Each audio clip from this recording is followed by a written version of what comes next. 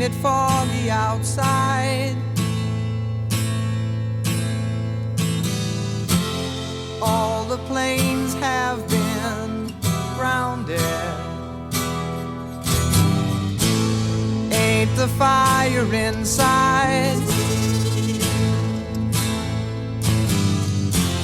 Let's all go stand around it. Funny, I've been there, and you've been here. We ain't had no time to drink that beer. Ladies and gentlemen, welcome to the Sandman podcast. I am your host, Brian W. Tosh, joined as always by our resident hack checker, Oliver Fullington. Yep. Our producer and co-host, El Hilo del Hack, Tyler Fullington. And the man whose stories got stories, the hardcore icon. He's got 99 problems, but bananas ain't one. The Sandman Hack. How the hell is it going today? Dude, I'm still high from Saturday. Oh, jeez, yeah, the smoke-off between you and Ollie. Which I won hands down. I gotta say... Well, if you're still high, doesn't that mean you lose? I don't know. Ollie, are you high right now? I'm always high. Oh, okay. Damn. He's a chip off the old block. I have to say... Ty's the only loser here that doesn't smoke pot. Me and Ty were smoking a bowl fucking a couple of weeks Wow. ago. It was over the weekend or something. Before we fucking played PlayStation, Ty's like, yo, come smoke this bowl with me outside. Actually, I smoked him under the table. I will say... Before he played. How old are you dudes? I will say, actually, a couple weeks ago after recording, Ty also smoked a bowl with us. So that was... Is that right? Yeah, a couple weeks ago, yeah. Ty? Yeah, it was nice weather. Yeah, it was a good session there. But He needs to smoke more dope. we had such a great time at the Less Gynsing, alcohol, more dope. at the Gynsing Lounge. What a great time. Shouts out to Sammy Suplex, Heady Resources, Garden Greens. What a tremendous event. And shouts out to Still comedian... got some garden greens upstairs, baby. So do I. And shouts out to Zach Amico for joining us on the show. Zach was fantastic. He was absolutely hilarious. What an outfit. Yeah. Dude, his tattoos He dresses on his like leg that all and the stuff. time. Yeah, he It's does. everything. It's great. Yeah, he's got a real good, loud gimmick and Yeah, everything. shaped just like you. Definitely could be fucking long-lost brother of yours. Hey, he's a man, dude. He's a really cool guy. Yeah, CJ goes, yeah, tell you guys, CJ texts me, he goes, who was the dude in the bus outfit? Was he the one who wrote into the chat that said that, too? Yeah, oh, yeah, probably. Somebody on the chat that also was it. said that. And I also want to say thanks to Pedro and Gerlin for helping us out on production of the show. Yeah, Pedro always does a great job. And Gerlin was fantastic as like a live producer for us, too. So Yeah. shouts out to both of them. Is that the guy who couldn't talk loud enough? He wasn't speaking loud enough was for the you. shit. He was great, dude. He was reading all the questions. We need to get hack hearing aids. We do need to get Hack a hearing aid. And that show's out live now, right? That show is out now. Everybody can watch that on YouTube. And I would say definitely make sure you subscribe to the YouTube and watch it. It's a lot better watching it than... It's a little different than one of our usual shows. It was more of a casual conversation. There was, some dead air and stuff, but we were watching the show. And you all right A there? lot of shit that I didn't remember at all. It was a fun show, rewatching that. I had a lot of just I was like, what's going on here in this match? I know, that's a lot of that. When you go back and watch ECW, you have to put yourself in the time and the place that it was. And in 2026, Definitely.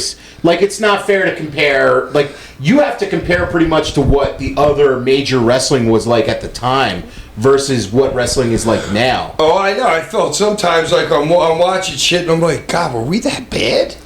Yeah, I mean, Something. No, but it's 1996. Well, the quality, I know, but it was just everything about it. You know what I'm saying? And we're like cutting edge of the sport right here. yeah. Like literally. I know, it is kind of weird to watch where you're like, this doesn't look that great. And you're like, but this was the most innovative wrestling there was on the planet. I know, but it's also like time and place and feel and atmosphere and things like that. And, ECW for its time, yeah, fucking awesome and everything, and really changed the game. So, I mean, when you watch it now in 2026, are there matches better than the Eliminators? Yeah, but the Eliminators were fucking awesome in 1996. Like, you have to kind of put yourself in that perspective. So, I know I was talking to Sammy this week. We definitely are looking to do more events there at the Gynsing Lounge too, and we're also looking to do more kind of like watch along type of things. So if you guys have a suggestion of something that you want to see for us to watch along to, definitely send it over social media or Dude, an email all-in watch inbox. along would be a good idea. We're gonna start doing pay-per-view watch-alongs. Yeah, too. I was talking about that with Sammy. We're kind of mulling over that Especially idea. because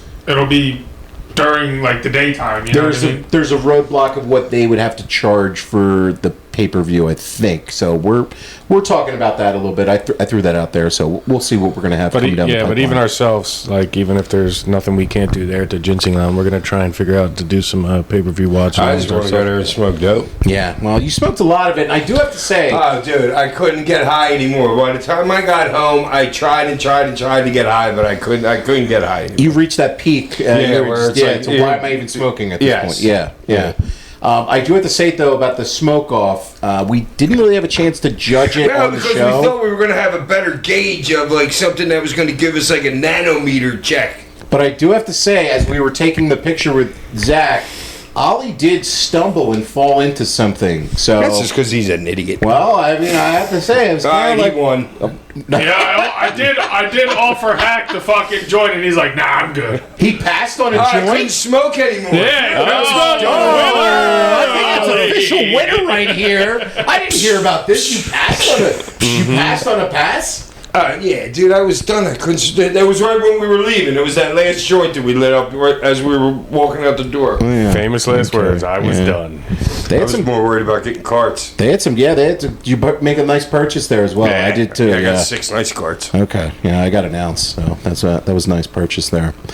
I've been watching the past couple weeks the Dark Side of the Ring TNA episodes, Hack. I know you've had a chance to watch them.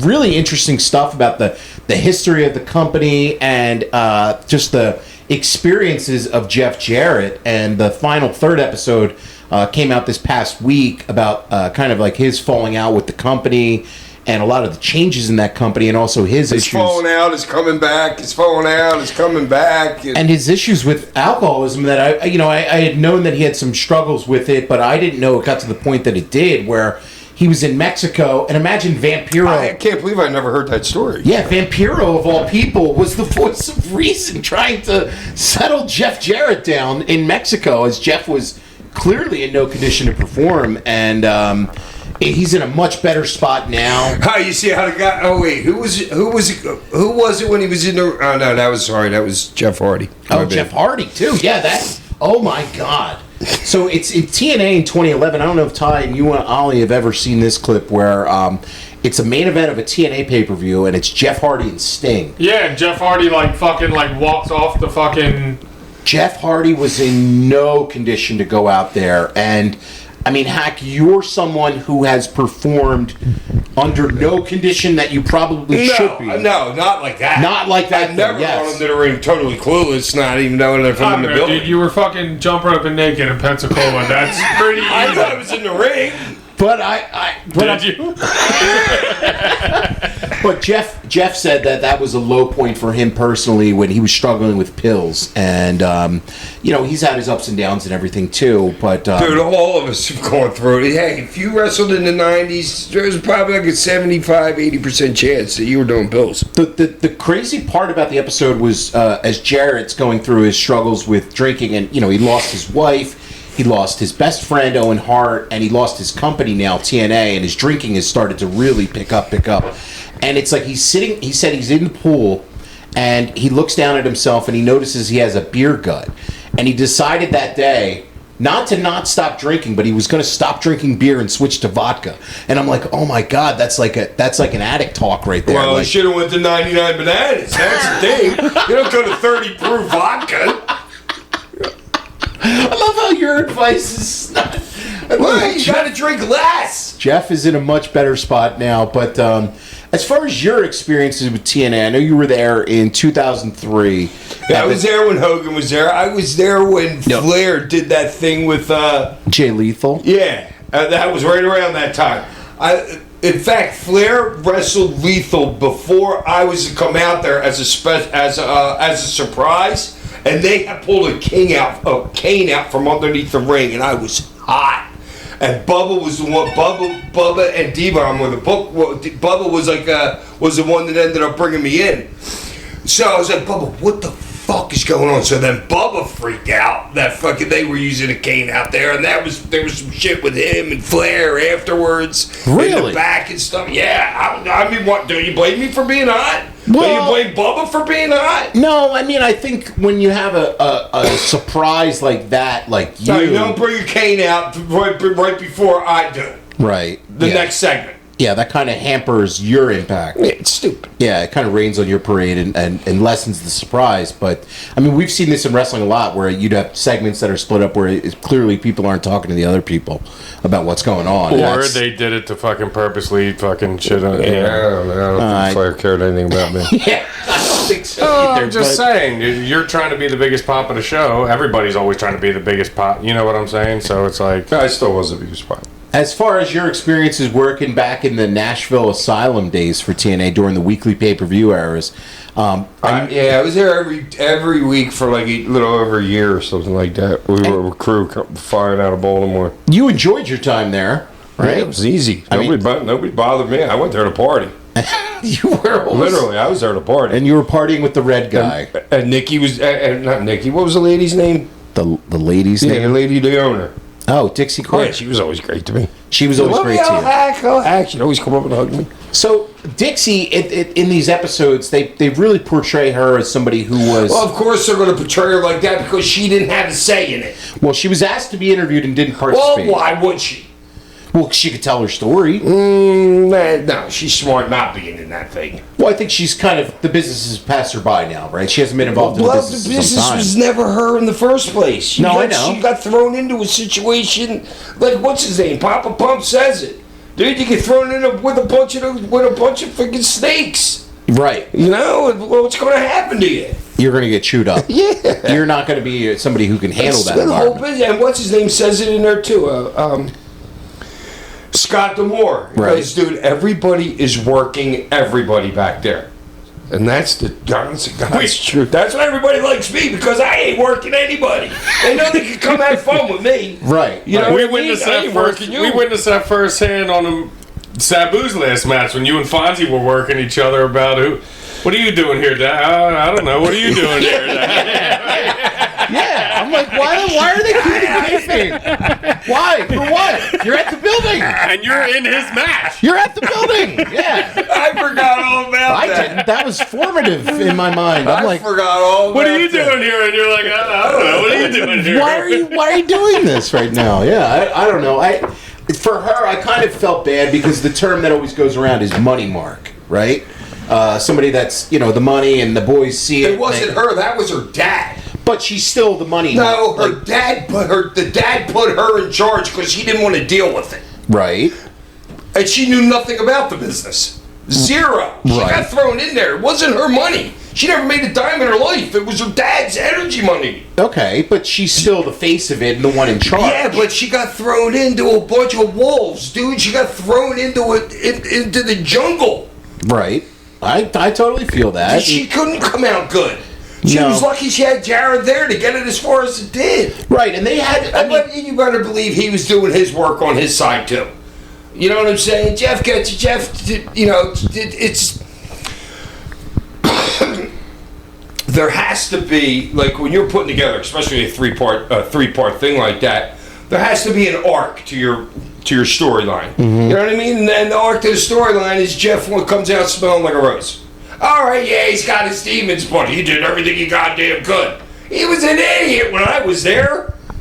The shit that he wanted to do with us, nope, didn't want to do it. I told you guys the story. Me and Barry looked at each other and go, we're not doing that. You have mentioned they brought in all the ECW guys, and Jarrett wanted to beat up all of us the first night.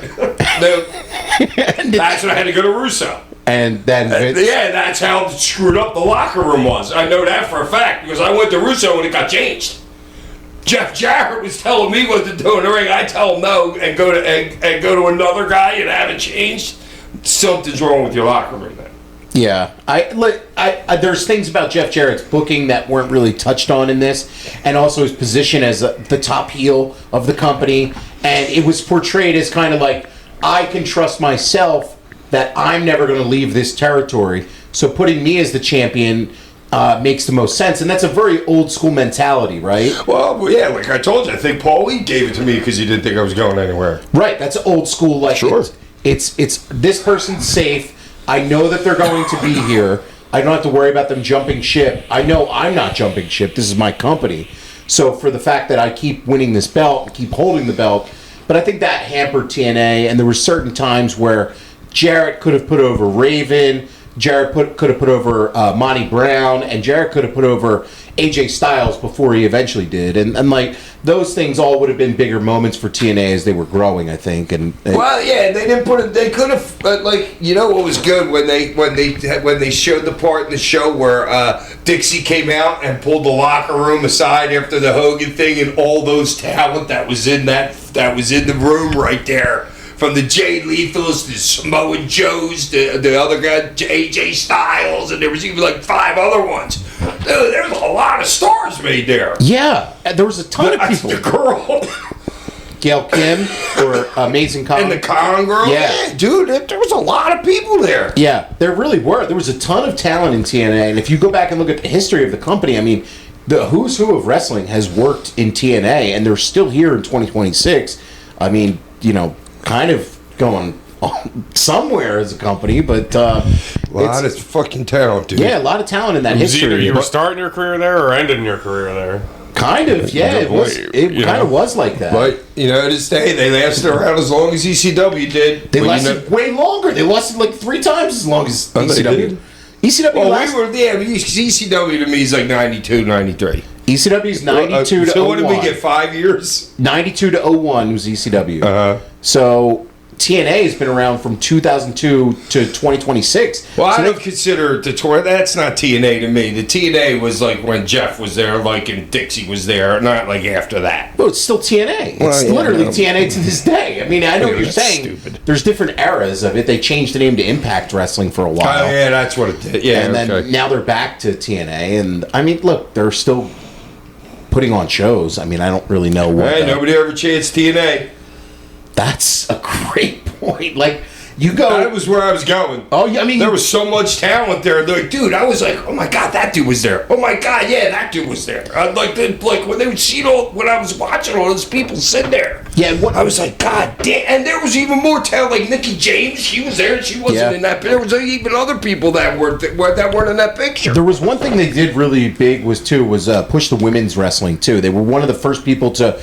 Not just the WWE Divas, they had their Knockouts division, and they did focus on women's wrestling before, you know, WWE did, and it really kind of took off mainstream-wise. So TNA was kind of... Well, they were wrestling. The other WWE girls weren't doing like bra working. panty shit. Yeah, but TNA, the Knockouts, I mean, they were really working out there. So, and obviously the X division, what they did with, you know, AJ Styles, obviously is like, you know, one of the greatest workers of all time, and TNA is his company. So, yeah, I thought it was interesting and really, really cool episode.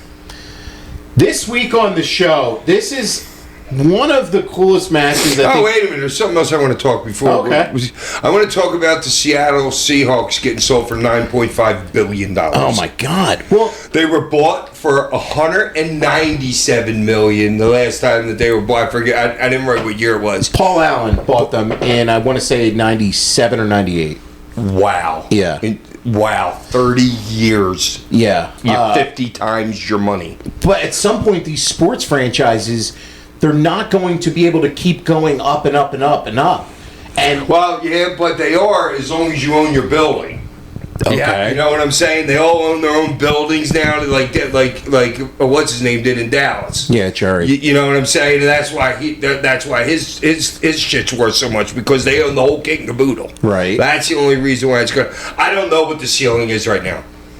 You know what I'm saying? I thought the ceiling was $6 billion when what's his name paid for Bomber. When Bomber paid that for what's the Clippers. Yeah. Well, yeah, but you think about all the different platforms at the end. The NFL's got games on Netflix. They got games on like Amazon. They're getting they're just getting all this money from all over the place. Fox, ESPN, They're wherever. taking over Christmas, on Netflix. Well, but I'm just saying, as far as like the money keep growing, like. I don't know where. I think the bubbles. I think that's a bubble, and the reason is Fox. The NFL rights are coming up, and Fox itself. Fox is a network that the NFL gave them credibility when they got on Fox, and they've had football for the last almost well over 30 years. Yeah. they're considering maybe not bringing back football because the cost is going to be so much to renew the NFL contract. And when big networks like that are deciding to maybe not bring it back, and you saw it with TNT, and what Warner Brothers did is decide to not bring back the NBA. Now, it wasn't because they didn't talk to them. They said this price is too much for us to afford. We're not going to be able to make money off this. So sports rights are a lost leader. They are the biggest deals that they have out there, but they're also some of the biggest ad revenue generators, and they also bump up your ratings. Your lead-ins, your lead-outs. Yeah. And in the European market, dude, and jets are going to start flying 3 times as fast as they fly right now, dude, in the next 10 years.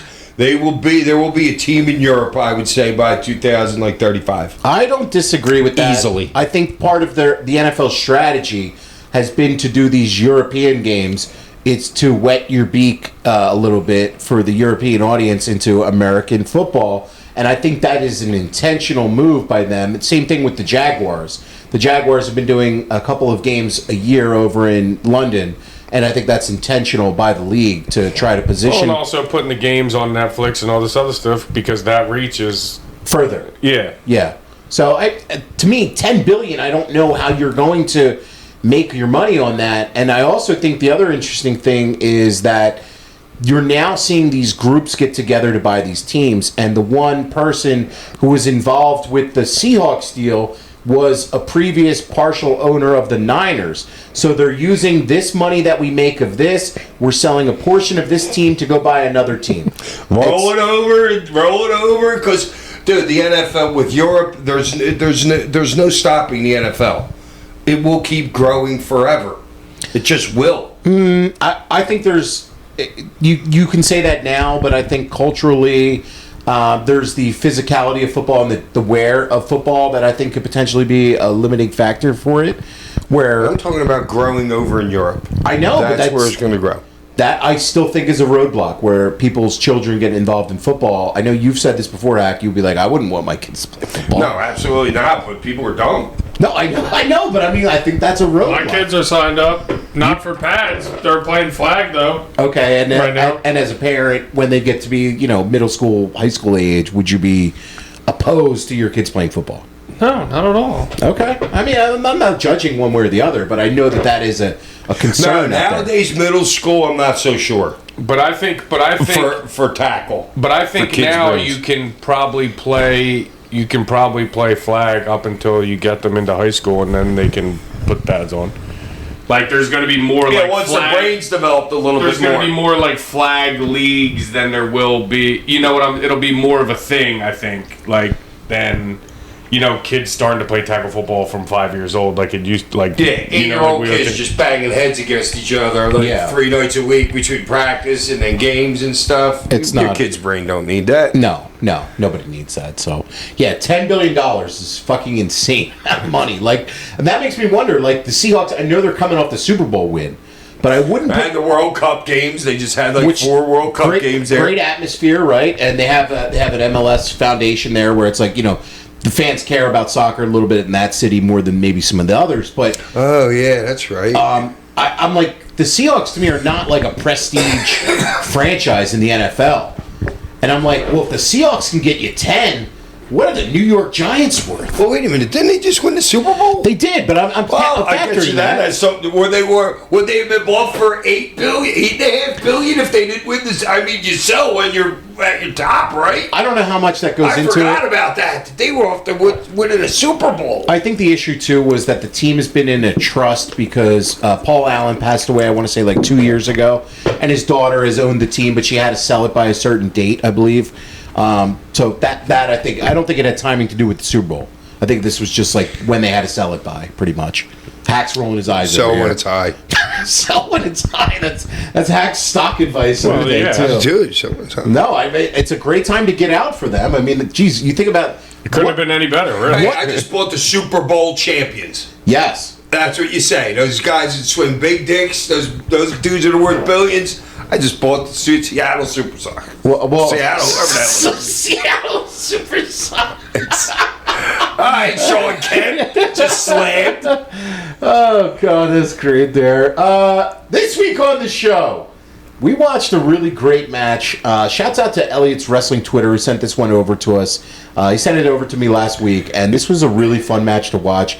And I want to talk about not just your time in Zero-1, because you only worked 2 matches there, but your time in working Japan. So, as a wrestler, I want you to walk the audience through what it's like in the mind of a Gynsing, shouts out to the Gunk, as you're going over It's there. totally different. Like it's just weird. Like my entrance in the United States it was totally different than it is in the Japanese. Like going there, those people don't. They sit there and they watch. You can hear me calling spots in I know, but they also were like. Some of the stuff they like Yeah, if you get and a That's polite like a pop. applause, That's like a pop. that's a huge pop. I know it's. Well, they started picking up on your entrance and cheersing you with some beers. I saw you notice you were looking around for somebody you thought were 21, and you kind of gave up at the one point. You were like, I don't know. Well, there was a couple people with ECW shirts on, and we'll get into the match here in a minute. But I've been up for days at this point. I can just see myself. Yeah, I've been up for days. we'll get to the match here in a minute. But I wanted to ask you about like traveling over to Japan and everything. When you're going to Japan as a wrestler, Hey, you're sitting in row 35, 36, or 37, and you can smoke cigarettes on the airplane there. this is back in the 90s. Okay, this is pre God, I would have 9/11. been chain smoking so bad I on would've the too. 15-hour flight. Oh, We were man. smoking pot right there. No, you weren't on the Yeah. airplane. Oh, yeah, yes, right there in my seat with the tinfoil ball. I could do one-hitters. You're smoking pot on a plane to Japan. Yeah. I heard they don't mess around with weed in Japan. Well, he wasn't there yet. You told me before too that you snuck in pot the one time when Yeah. you worked. Yeah, I brought it with me. And Mike Austin was very happy to see that you had Yes. pot. As you're going to one of these tours of Japan, you're being brought in. Usually, you're brought in with a couple of other, American talents. Yeah, like the one time we went in all ECW. The first time it was me, the Pitbulls, and the Jason? and the Public Enemy. Okay, That was the first time. was Ralphie? Was Yeah, Ralphie Ralphie there? was another Okay. time. Okay, he was another time. Okay. Yeah. And what about as you're going over there, you're brought in, and you obviously are in a culture shock. It's a totally different atmosphere. Yeah, it's weird. It's just weird. It's different. And you're It's cool. somebody who doesn't exactly fit into American culture sometimes either. No, they're this You're- fucking big, ugly, stupid American, loud motherfucking drunk. And you're over there, you're drinking, and I'm sure But that they know you are. They know you're a pro wrestler right away. They just know. they know. Yeah, and, So- they know don't fuck with you because the mob runs all the wrestling. So you've said this before. The Yakuza has involvement in a lot of aspects of Japanese culture. All of it. All of it. All They of got it. their hands in a lot of All pots. of it. Everything. And they're at these shows. Yeah. So do you know who the Yeah, Yakuza? one time I almost screwed up. That like back in the day, sometimes because you wouldn't get a lot of girls that would come to like shows. So sometimes you'll pick a girl up and take a picture with her.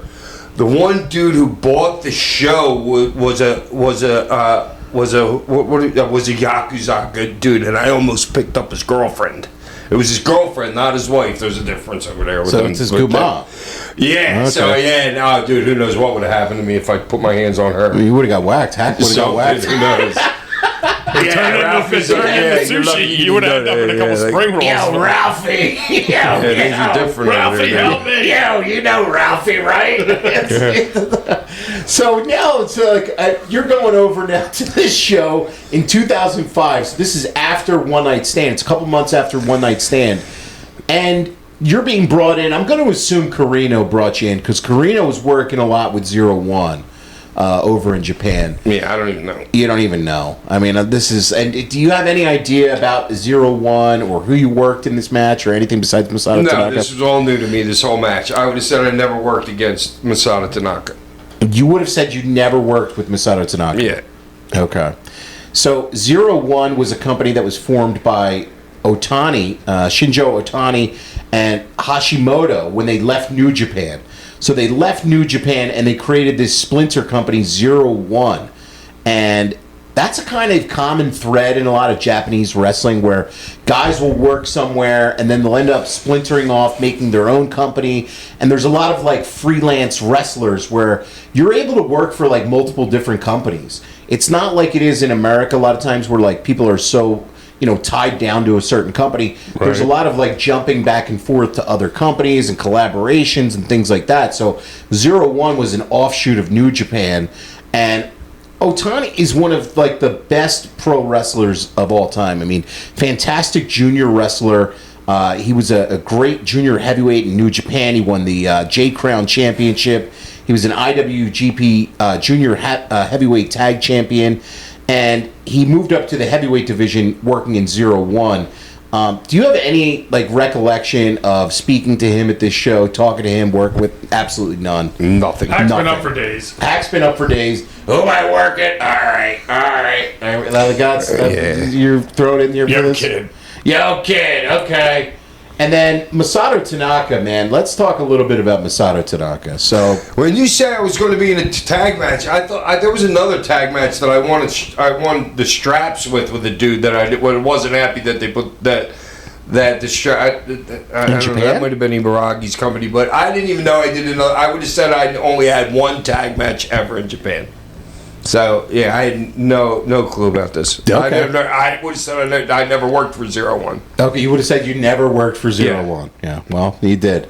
Masato Tanaka, man. Because I worked for Ibaragi, which was at Zero-1, and then I worked for Onita. Who was Onita? Onita was FMW. Yeah. Okay. So I guess the one. Yeah.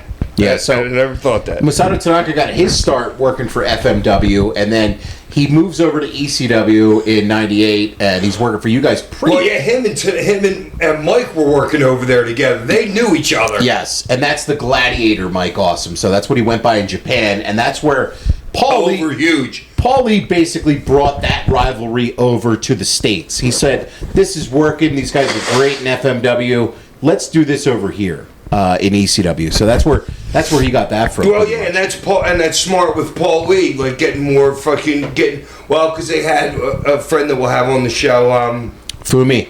Yeah, sometime. Fumi loved this, and Fumi was in control of the magazine of one of the magazines over in Japan. So he would do a lot of he would put a lot of ECW pictures in there, which was good for us. So like a cross branding kind of thing, which is smart by Paulie.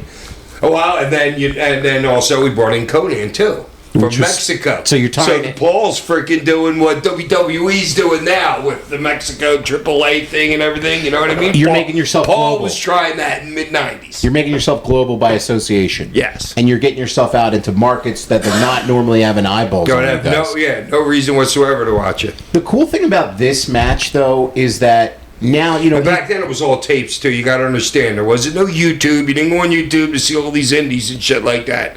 You had to work to get this stuff. Right. You're tape trading, you're buying, you had you're to selling. Work to get it. Beginning of the computer age and all that shit. You know what I mean? Yeah. Sandman.com stuff. Sandman.com stuff. But, I mean, I think the cool thing about this is that a dude from Philadelphia, Delco, was able to leave such an impact in the wrestling world that he can travel halfway across the globe into a foreign country that doesn't speak the language, but the universal language that they do speak is wrestling. And they you come out to this match and there's people in ECW chants. They're chanting ECW during this match. I know, it's weird. Halfway across the world.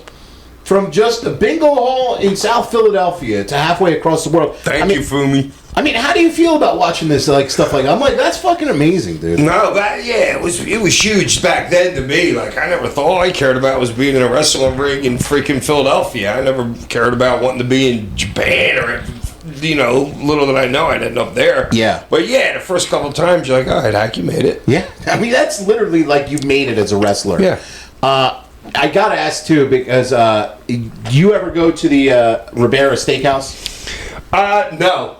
You weren't a fan? No Ribera jacket for Hack. Huh? You don't have the Ribera jacket. Well, no, because we went with Ralphie. I was with Ralphie, and we were going to go in, but it was crowded. There was too many people there because the place is tiny. The place is half the size of You this couldn't room. just walk in and So say. I remember when it was crowded and I didn't care. I'm like, and the steaks over there are horrifying. That's crazy you say They're that. eating like horse meat. Japanese steaks are like known as like the No, best. yes, but that wasn't Ribera. Okay, so Ribera not. Yeah, we're getting a Kobe steak. You're for that Ribera. you're shitting on the Ribera steaks. No. I'm not shitting on You it. heard I it never here ate first. one. Okay. I never ate one, but I heard it wasn't like you would think it was. Okay, so if we get Like you go to Korean barbecue there, that's not Kobe beef you're getting. You're getting Right. horse. You're going more you're for not getting the horse, experience but- of going Yes, there. because it's than- Ribera in the jacket. Oh, Okay. and they didn't have any jackets. Oh, we did. All right, now I just remember. Here we I go. went in to get, and they didn't have a jacket my size. They didn't have any jackets at all. He was going in to get me a jacket. Okay. Ralphie. He So- was wearing his jacket. we're gonna have to talk to It was Fumi. silver and black, his, because there's a couple different color schemes. We're gonna talk to Fumi. We're gonna need to get you over to Japan. We're all going, and we're going to Ribera Steakhouse. I'm gonna put that. Settle this once and for all. Yes, You we're gonna won't settle fit this. through the door, so unless you get got a the- shoe on. I'll start I'll taking get your jacket. I'll start taking Ozempic. We'll go. Put you in a corset. Oh, dude, yeah, we can monitor that. That you do in a corset. Let's go to Japan, boys. We're going to Oh, do Japan. you know what a corset is? Maybe. It's the thing that you like a girls girdle. used to Yeah, wear. yeah, it's like a Fucking girdle. that you Ladies. tie in the back that you put. I would around- put- I would yeah. put Before you myself- married her off to some other fucking prince. No, we so you got can that. make an alliance. We can log that. Tasha's Ozempic. You know, we could catalog it each week. Yes. Put out the. And I could have a good. Tasha's weight loss That's in what Japan. we should Yeah. do. And we could have a good fat meal at Ribera afterwards to celebrate. That would be fantastic. Well, you got to make sure they got a jacket that fits you too. steak will So. be We fat. do. We do. Yeah. So Masato Tanaka's tag team partner in this is Yoshihito Sasaki, and he got his start in FMW as well. And then when Tanaka jumped over to Zero-1, he got a job as well. So he was working a lot of undercards for Zero-1 and Big Japan. And he was a juniors worker, but also a deathmatch guy. And you could tell in this he wasn't really, afraid of like the hardcore stuff either. So He looked familiar. yeah. This is really just a really cool match. So this was from Zero-1 Interception September of 2005. And it's a few months after ECW One Night Stand. And Hack, I gotta say, man, you still had your fastball at this point. I did. Like, I think, I thought I looked like shit. dude, I thought you were fucking on in this match, man. I really did. And It's not easy to be on. It's different. Like it's a different style. We went out there with the finish. That was it. Well, the finish. Literally the last minute or so. And I'm a little early. You I was said the wondering how you timing's like not put great. this match together. Like, can these how many guys can speak English? Well, can you even what's put his a name? match Our together guy before? could and the other guy could too, because I knew the guy that was my tag team partner. Otani. Yeah, because when I started doing a jerk off thing out there, he comes up to me and he's like, no, don't do that. And I seen him tell me something to do during the match, so he could speak some English. And too. I saw you called the spot, the reverse, your flip bump into the table spot. Yeah. You called that for that dude. I could see it. So Yeah, he just obviously- reverse. I don't. It's just reverse. That's it. Just Everybody reverse. knows reverse. Yeah. Reverse, stay. You know what I'm saying? Just there's a couple key ones. Duck. That's just so crazy. reverse, Like, I stay, know. duck. thinking Yeah. about like going out there and putting on a match, and you're like, it's already there's so many factors you have to deal with when the other person can speak English. And it's like when It's they can't, different. it's like it's just crazy how it's like wrestling's kind of like A universal language. yeah, you can just know. Hey, Yeah. if you put me in a headlock, I know I can only do so many things. Where like you just Yeah. So your entrance, I thought was awesome, even though you didn't like it. You could tell you're feeling it, and the fans they're getting the full Sandman experience. And you and Otani do a cool like kendo. I like my white socks, dude. Anybody notice my white tube socks? socks. Yeah, I saw that. I was like, oh, Hack is bumming his leg sleeves came up. Oh yeah, I called it immediately. I was like, oh, all right, Hack with the tube socks. I don't know when I changed No, the but black. at least like you, most wrestlers would like go and like fix their shit after they take a bump, and you just Nah. it is what it is. He's the drunk guy. Yeah. I love how you guys do like a kendo sword pose before, and you guys get jumped. Oh, that fumbled that and was shit. awesome, though. And you guys get jumped before the match by Tanaka and Sasaki, and you and Tanaka head to the crowd to brawl. Yeah, I like how we go out for like 5 minutes and then we break down into a tag match. Yes, Oh, yes. so Yeah, you that's get- You nowhere. get the Just like AEW. Yep. get the hype So- out of the way. You do a suplex to Tanaka, he completely no sells it and hits you with like a briefcase. Yeah, so he just no sells the suplex.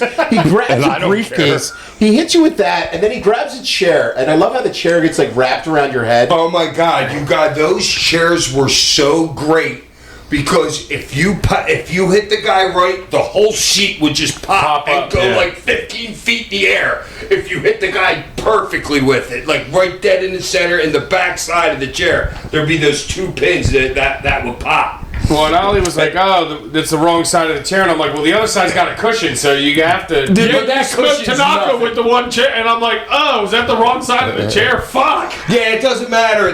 Like those chairs don't matter which side. You know. Which Yeah. Well, the reason why you don't hit, like, because the chairs. Besides that, there's a ridge on the bottom of the chairs that they use now in pro wrestling. If there was a pad on top of the chair, there used to be rivets that would hold that pad in together, and that's why you wouldn't use the other side of the chair. Right. And now there's like some Somebody with rivets that. or something on there. But over there, the metal's flat, and I'd rather be hit with the metal because you got a better chance of popping the thing. Okay. Well, he nailed you with the second one, so you had 2 chairs Because wrapped I'm in your head. like, give me another, dude. I'm Yeah, staying here for you. Yeah, trying to wear a necklace. I was gonna say, knowing you probably would have wanted 5. Yeah. And then he's Busted just your like, nose up pretty good. yeah, he fucked your Oh, yeah, nose that up was with this hard, match. Wish. Yeah, I Yeah. can tell. That was probably the first chair shot. And he's choking you from behind, and Tanaka was always like taped up, and it's like the crazy. I saw him work a match this year at WrestleMania weekend against Mark Davis. Yeah. And I'm like, I know, it's Mark fucking Davis. this was 20 years ago, and he worked with Mark Davis a couple months ago, and I'm like, how the fuck is that guy still working in 2026? He's the just bumps that he was. he's just built different. Oh my God! Just how many times Mike threw him was over the top rope through a I table? know. That bump is insane. I ain't taking that bump. Yeah. I'm not taking And that who knows bump. how many times they did it without, and we didn't see it. Right. Like, how many Yeah. times they've done that Every bump. time they worked. I'm not taking that bump. He throws you through some chairs, and then Sasaki sets up a table. And I gotta ask about. I was gonna say it's great because it's like he's throwing you, he's Irish whipping you into the chairs. It's not like a guardrail, you know. Like you're kind of You like, wanted to take your flip bump, but you're it's- like, how the fuck do I take this bump into a shit ton of chairs? Like, Yeah, just sideways the guy and slid across him. So I gotta ask you about Japanese tables. Why are Japanese tables so much different than American tables? Because it's Japan. And Well, it's just no. these ones were better than the first well, time. no, it's the metal that's under the table. It's like the table frame that's under it. It's not nearly as thin and frail like as the one here. square. Yeah, it's square. It's a and square thick. hollow tube. Okay. That's why it has such better tensile strength. But that's why you'll break the wood on it, but you won't. It's harder to break the half-inch metal bar. And They it's also smaller. seem- It's more compact. Yeah, they seem thinner too. They are. Yeah. Yeah, they're not even like they're like 18 inches maybe. He takes you pull him off the top rope and throw him to the table. that's hilarious. That just like came out of nowhere. You're like, oh yeah, fuck it, just throw Yeah. him into the Yeah. fucking table. Well, because he laid you on the table, you got up, and the crowd is chanting ECW at this point. I'm like, that's the coolest. Like that's so I know cool. when we were watching it, I'm like, isn't that fucking crazy? Like, even in like 2005, you have fucking Japanese crowd chanting ECW. Yeah. Oh, they'll be doing it when I go to Australia this year. Yeah. You know? So you stammer across the ring, and you do like a hilarious sell after a whip into the Hackstrong corner. selling was great. Yeah, all match. your selling was awesome. Tanaka hit you with like a half a table he had propped up, and then he suplexes you into That it. looked great. And then something that I think you don't get enough love for is how you register a blow after you take it. And a lot of wrestlers, I feel like I'm telling you, go watch a Sandman match. Like, watch how you register somebody impact, like hitting you, and your sell of it from that. It's like something It's a quick It's the twitch. art It's of yeah. the game making that person look better. We talk about it with who's the worst at it in the game right now. And selling your hand. What's her name? No. You always get No, on the girl in AEW, the big chick. the big Jade? chick. Yeah. That she's she not in can't make AEW. anybody look good taking anybody's move. Dude, that's your job is to make them look good or you blow. Right. Yeah. So you do a great stalling sell after a piece of a table hits you, and you finally make the tag to Otani, and he picks up the table piece, and then he decides to go back to wrestling, working over Sasaki. And I'm like, okay, he's doing some wrestling here. They do a nice like drop toe hold Raven spot, but Tanaka hit him with the head. I the like chair. that. Yeah. That was a good combination move. I love how you were selling on the apron, and your nose is like really bleeding at this point, busted open. And you hit an awesome top rope leg drop to Tanaka, who's draped over the rope. And there's this great visual. That was a standard Sandman. Yeah, that was a standard Sandman, but there's the great visual there as the blood goes down your face, and you just like break out laughing, and you're so proud of yourself, and the crowd, And the whole crowd pops. the crowd laughs. Ralphie told me that. Huh? Ralphie says he'll love it if you laugh. Really? Yeah, Ralphie told me that one. Ralph, He goes, yeah, because you're such a badass. You know what I mean? If you just laugh, And then you think did it a you're couple times. Yeah, because they were bopping for it. Okay. So then you guys do a great spot where Otani has Sasaki in the Tree of Woe, and this is where you grab your dick and you do like a Sandman signature stumble, tumble, flip over. Yeah, into whatever him. that was. I'm like, is Hack on a baseball slide right now? I wanted you to so bad to rip No, it was great. He was going for the baseball slide, and you do like a head scissors, like a. Yeah, I had my leg in the guy's He's like, yo, man. He's like, yo, get the fuck out of here. And you're doing like some sort of like split, getting your leg out of the way. Like, I'm like, yeah, I'll hold him here. I'm like, what is Hack doing right now? I told you, Fucking hilarious. So they start trading some heavy shots, and Tanaka gets back in the ring, and Masato Tanaka had some unbelievable strikes, man. I mean, when he threw an elbow, I mean, it was just believable strikes. Well, yeah, he's like the That spinning originator. elbow. Yeah, He's like the originator of the forearm too. I Like, know. It's like, dude, it's just so believable when he does it versus other people you see. So then Otani bites his thumb, and then you join in as well. And the God, I think he was coming over to tag me, and I just grabbed the dude's other hand and started biting his and thumb. they loved and it. the fans' fucking faces in the crowd at this point. I'm like, what am I doing? They are so invested in it. Yeah, and then you spit it out and Yeah. start laughing again. The crowd's fucking loving it. Yeah, now that you're saying it, it makes a lot of sense that you've been up for a couple of days now watching this. That's what I said. Watching You your could tell- behavior. You can tell he was feeling it. Dude, I definitely never tweaking. slept in Japan, dude. No, Never. he just partied the whole time. Yeah. Yeah.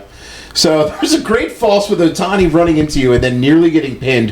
He kicked out of that and he pushed Sasaki into a cane shot. And then Great timing. Yeah, great timing. And then the finish itself where he pushes him into you for a cane shot German combo. Fucking, I love that finish. I thought it was fucking awesome. The timing, dude, that's what makes it all. Yeah, it's like, perfect oh. timing. Oh, I can feel they're going home here. Yeah. Like, this is home. And it was a great false, the first one, and then you just got the second. You were a little bit early, like Yeah, it getting was in a the good- ring, and yeah. but it was a good false. And you came in and got it for the second one. Like this, dude. That's how good timing can make an entire match. No, yeah, and I love this. I thought it was super fun, like completely random ass match. And for anyone that says, We got to do me and Conan. Oh, for Now sure. That's a good one. Yeah. You guys will be like, oh my God, is that Hack actually wrestling? well, I have this in my notes. For anyone that says the Sandman can't wrestle, you got to check this one It out. wasn't, it's not fun wrestling. I know, but it's not. But this It's is not your fun. this is your version of wrestling. Yeah, whatever. I don't wrestle. And you're in there with I fight. one of the greatest technical wrestlers of all time, Oh, which one was that? Otani. Was that the other Your dude? tag partner. your partner. Is that who that yes, Otani was? I yes. was wondering which one was Otani. And he came out wearing your shirt. Yes. I fast forwarded through that. That's the. He currently he had a spine injury in the ring in 2022, and he's struggling with that. So shouts out to him and his recovery efforts. Obviously, What year was this? this was 2005. Okay. This was an awesome match. I super love this, and if you guys haven't seen this, we're gonna put this out on our social media so you guys can watch this one. Definitely go and check this out. Definitely check this out. Post-match, he waves you off from caning Tanaka in a nice touch. And then you guys, they're selling the injuries of the match. And you bow to the fans and you bow to him. And back in the ring, you guys share a beer. And I'm like, that's fucking wrestling, man. That's fucking awesome. So Yeah, you got to bow to him. you got to bow to him. That's super cool shit. So Hector, he was like, yo, dude, don't jerk off the Kane in front of him. Yeah. I know. I love this, though. This is a legit fucking awesome match. So definitely make sure, entertaining as hell. Yeah, definitely make sure you guys check this one out. Next week on the show, boy, do we have a great one for you. ECW fan cam from Warwick, Pennsylvania. A fan cam? July The whole show? 28th, The last 1996. one wasn't great. Wasn't it make me ill having to watch it or something?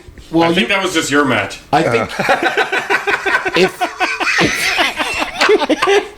if the last one made you ill, this one might give you that explosive Oh, God. diarrhea. Hack, you take on Taz on this show. I thought you were talking about the salad from It's Taco just me Bell. and Taz? You and Taz work here on Do the I show. have a leg brace on? It's right after the Heat Wave show that we just watched. So yeah. Oh, so my leg. Maybe I did them twice. It wasn't at the Lulu Temple. No, that was the next night after this show. Well, you did take a 45-minute figure 4 in that match that you did. Well, so yeah, your leg was because you said. Yes. So I cannot wait to watch this one next week on the show with you guys. Listener questions, as always, send in to sandmanpod@gmail.com. Please leave a name and a town. That's all that Hack ever asks for. Barry from Gilbert, Arizona writes in. All right, Gilbert. Eddie Gilbert, Arizona. Last one from me for a bit is I'm headed back east because my dad's not doing well, and it's probably going to be tapping out shortly, which I'm very sad to say. Sorry to hear that, man. Good luck. Anyway, here's the fan cam of the show where Hack winds up teaming with Banner from Wonderland. The best of times for myself and a group of asshole friends.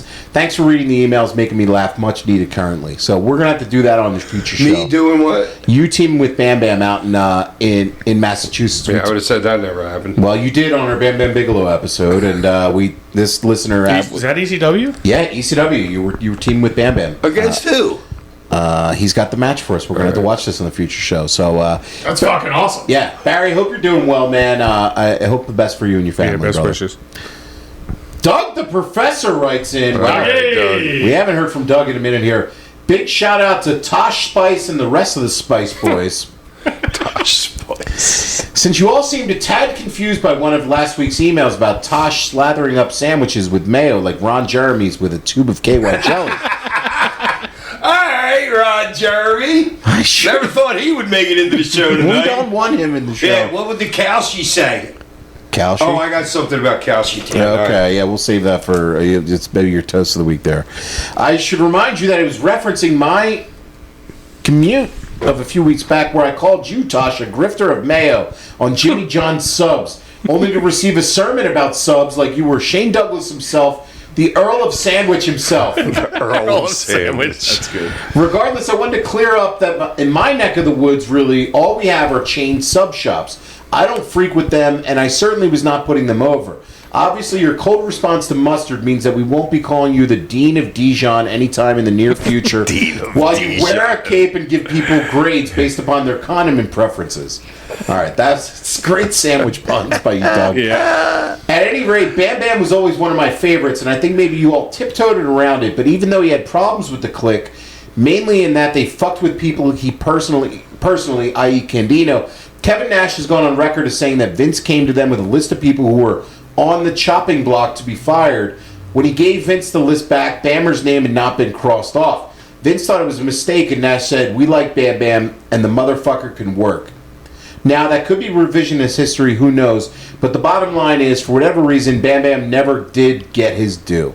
Though he does tell a great story you can find on YouTube about Bret Hart farting in his face during a match. Wow. Okay. All right. That ever happened to you in the ring, Hack, when anybody farted in your face? No bathroom boys? Well, that I remember. Okay. He said, great episode, guys, and Hack, thanks for some of the inside baseball about Bam Bam. I love Greetings from Ashbury Park, and I remember when he did it to Hack in WCW. Yes, you can find it on YouTube. Keep up the good work, and until then, I continue to be the Professor at your service. What was the Thanks, movie? Dougie. What's Greetings from Asbury Park? It's That basically, was- he just has you like right here on his shoulder, like your Oh, head's like a down. power slam kind of side. It's a No, power it's- slam, but he sits out as But like he's a like pile just driver. sits out. yeah. Like, oh, it's easy as Pete. Like you don't feel a thing. Roman from Joliet, Illinois writes Oh, in. yeah. All right, I know, yeah. Roman from Joliet, Illinois writes in. All right, Juliet. What's up, Hack and crew? I've been watching Dark Side of the Ring episodes on TNA and Jeff Jarrett. That was all about his time, and I started getting into wrestling. I love the X Division, so it's been interesting to see the story in full. I know you did an episode about Sandman's match with AJ Styles, 10 Shaws for Hack. How was Sandman's interactions with the Jarrett family? Did he ever get a chance to work in the six-sided ring? I would say no, but that means maybe. And I don't think Hack ever worked six sides. I don't think so either. No, I believe our research has told us no. And then what was the other Did you one? ever have any interactions with? I know you Just talked. Jeff. So you never talked to Jerry Jarrett, his father? Nah. Okay, even back when you were working in Memphis, was he out of the territory then Yeah, when you were working? I would say I'd never talked to him ever. Okay. Like, I would say I'd never even seen him. He's a famous wrestling promoter. I mean, like, Well, you yeah, know, it's- but back, you know me, I don't. right? You're not. Yeah, you're not that dude. Yeah, that's not. Who the fuck is this old guy? Well, I know, but you know me, I have no idea who people are. And back in the day, it wasn't like, you know, like your phone, you could say, hey, what's this guy look like? Right. I'm picturing you and a coked up red guy, and you walk past Jerry Jarrett, and you're like, who the fuck is that? Hey, the red guy looks good on the Jarrett fucking Yeah, he did. episode, doesn't he? Yeah, he did. He looks smart. Red guy. Well, red guy. I mean, you've always said this about red guy. Red guy was a smart guy. No, but I meant smart as in like smart too, like coiffed. Yeah, I mean but I liked his eyebrows. that's kind of how he always carried himself, though, Yeah. right? Yeah, I kind of got that vibe from watching Red Guy over the years. Oh yeah, but besides that, he's a sweatpant t-shirt slob. Oh, he's a sweatpant t-shirt Yeah, like me. slob like you. But when the cameras are on, he turns on the devil charm. Well, we've talked about what he does. He would do the karaoke thing. He would be the guy that would go. Like I think who knows if he still does it. The host. He would be the host for karaoke. Okay, that was his gig. I don't know. You see that? That's freaking just hilarious. I can actually down in some like southern bar or something. Yeah. Florida. He definitely seems like a Florida guy. Jesse from St. Paul writes in. Jesse. What's up, Hack and the Beanstalks? Hack, you mentioned Darby Allin and Sami Zayn not looking like credible world champions. How did you feel about Mikey Whipwreck becoming ECW champion in 1995? I loved it because I got the belt back. Yeah, but I think he's exposing a hypocrisy here in your... Wait a minute, I never said I loved it that Mikey got the belt. Okay. Well, he's asking you how you do feel. you feel about it? Oh, I didn't care. I got the belt back. But you're such a... Well, but I knew it was a transition thing anyway. Right. You know what I'm saying? So, and back then, But was we knew was there Sammy any part? was. Was there any part of you like this isn't believable? Like Mikey getting the belt, like you like. That's the crux of the question right there. It's Yeah. putting you on the hot seat. Well, and you got to put Spike in there too. Spike never had the belt, though. Oh, okay. Yeah, but the credibility issue with just small guys. No, also right, but with me like in just Paul saying to you in general, like, yeah, Mikey's going over with the belt. Like, you're like fine? Yeah, so like any Anything Paul fiber in the said. being that's like, that ain't credible. Well, if I had a problem with it, I said, Paul, why am I doing this? And he would say whatever, and I'd be like, okay. Okay. Yeah, I didn't have a problem with that at all. So then... But I didn't know I was getting the belt back either. I thought, I assumed, D told me, we're putting it on Mikey because I don't want you to lose the Austin. All right. So looking back on it now, was it bad putting the belt on Mikey? No, because it was supposed not for less 3 weeks. All right, so Sammy only three-way. had a week. So is it okay then now that they That's the biggest wrestling company on the planet. Okay. I still think anybody can be champion. And I'm just going to stick to that. I know you have your... the three-way helps the situation too with Sammy. That was in a three-way. Yeah. Wasn't it Gunther in that match Yes. too? Yeah. Yeah, so that was on a three-way. Typically, three-ways are always better. No, but I was saying though, too many it's moving more parts. palatable winning a slip over like Sammy But did he in pinned a the champion. three-way. He pinned the champion. Well, I don't care about him Well, pinning I'm the just saying, champion. It's a not- slip. I'm just saying, it's not like he pinned Gunther and Cody lost the belt. Well, and is what I'm saying. And Darby pretty much squashed MJF when he won it. How did I lose that match? Did Austin hit me with something and Yeah, then and you Mikey got rolled beat up. me? Yeah, I was going to so. say, I think it was Did a I roll-up. I slip think it was a too? roll-up. Yeah, I think you did a little slip. I'm pretty See, sure. they stole our finish there. Yeah, I'm sure they got That was from my there. yeah. That was the first one ever to do that. He also said... Just saying, another one on my list. Okay. He also said, does Hangman James Storm impose stipulation of never challenging for the AEW World Championship ever again hurt his character? Could this work for a franchise talent like Roman Reigns or CM Punk in the WWE? Is he the guy who we haven't seen in 6 months? We haven't seen Remember Hangman. he was on fire like 6 months ago? Well, Hangman was on fire Yeah, last year. Okay. And then he lost the match to MJF, where if he lost, he could never challenge for the belt again. He just made his return on Collision this past week, and he wasn't on Dynamite last night. We're recording this on a Thursday. So I don't know what they're doing with him. As far as that stipulation, how do you feel about that, where it's, if I lose, I can never challenge for the world title again? They did this with Cody before, when Cody first got in there, and Cody never challenged for the world title. And now Hangman, who's somebody in like the prime of his career, I was going to say, it's not like he's old dude either, yeah. right? Didn't he have the strap? 2 times. How long did he have it for the last time he had it? Not that long. It wasn't that long that he had it. But the point of this is, taking one of your top, let's call him one of your top guys, taking him out of the world title picture forever. And now I know it's a wrestling storyline. That stipulation to me feels heavy-handed. I don't like it. I don't like it either because, like, what I know he can fight for other titles and stuff, but he can never go for the world title again. Like, And doing the job. I mean, you better be getting paid for that. it apparently was his You know what I'm saying? No, who would want to do that? Tony Khan said it was his idea, Hangman's idea. So I don't know. Yeah, Like, so the idea was, hey, put the belt on me and then I'll lose it and say I'll never fight for it again. Maybe he said that. well, no, I You don't know- think they were tied in. I don't So know. do you think he said after he goes, all right, have me lose it and then I'll fight for it and never be able to fight for it again? Or do you think that was in play before he even won the belt? That's my thing. I don't know. But the question that he has is, do you like that as a stipulation? Nah, I don't care. You don't care. And do you think that if WWE used it, Stipulations mean nothing. you don't think so? Yeah, it's like a asked that- locked cage match. But It's like a locked door on a cage do you match. think if WWE used that stipulation, it would translate in WWE, or people wouldn't? Well, Like if why Sam- do you really think? You think people bought that?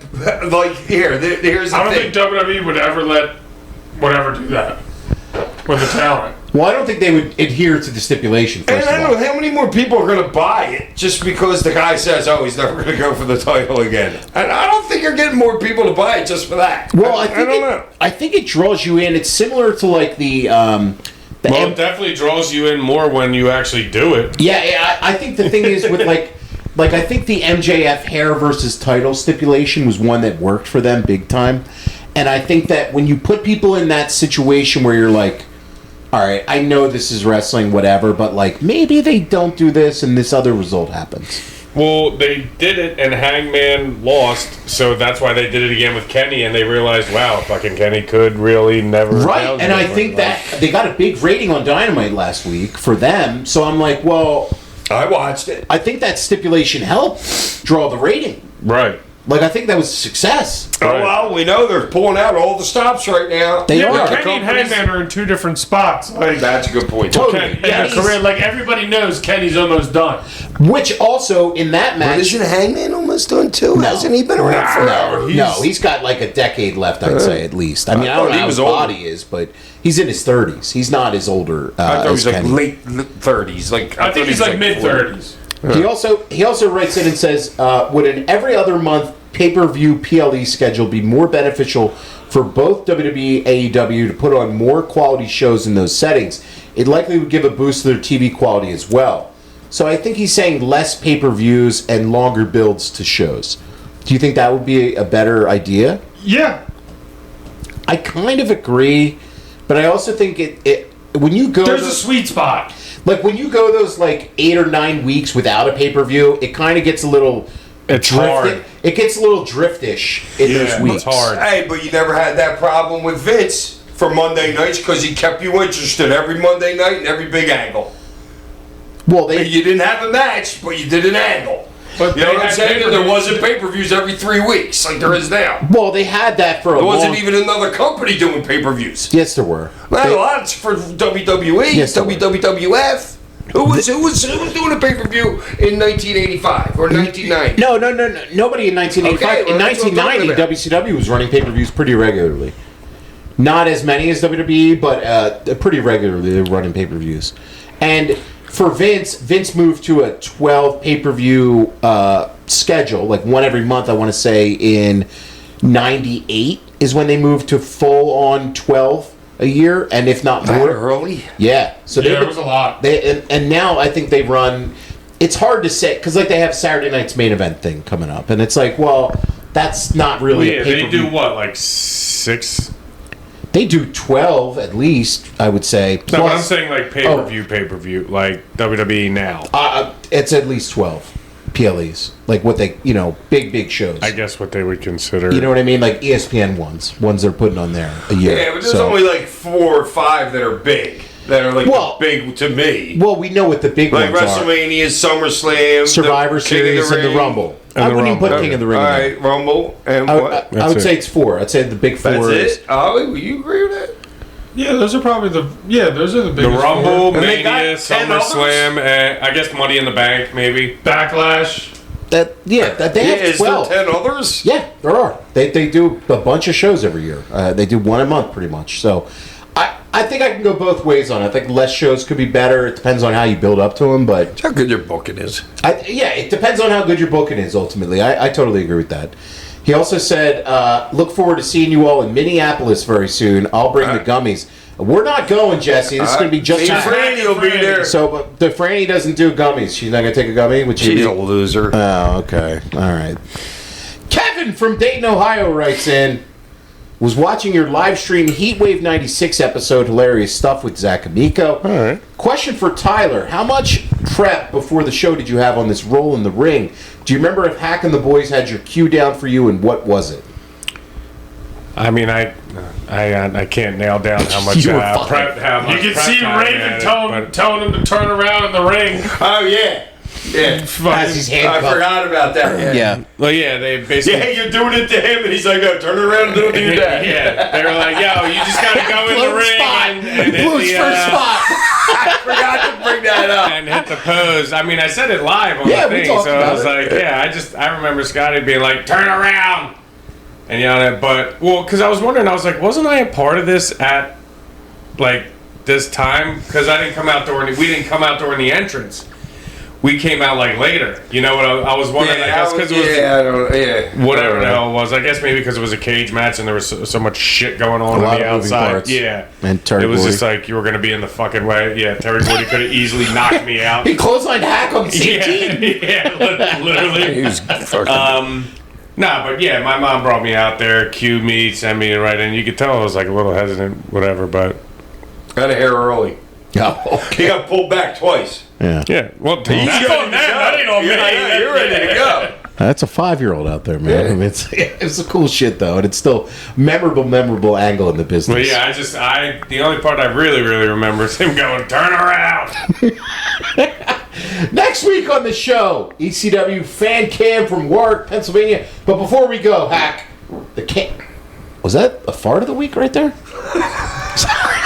Part of the week. The can of the week or the toast of the week? All right, dude. Toast of the week goes to the guy named Dean. He made the last spot of the Open. That's the British Open by winning. It's the first time they've ever done it. They picked 12 dudes, and those 12 guys played the course that they're playing the Open at right now. And whoever won that got the last spot in the British Open.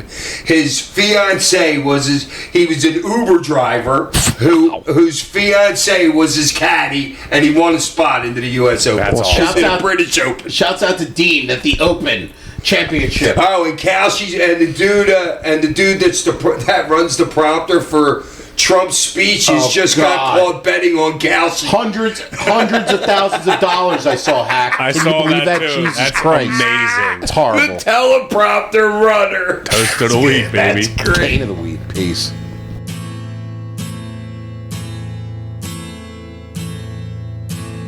Ain't it foggy outside?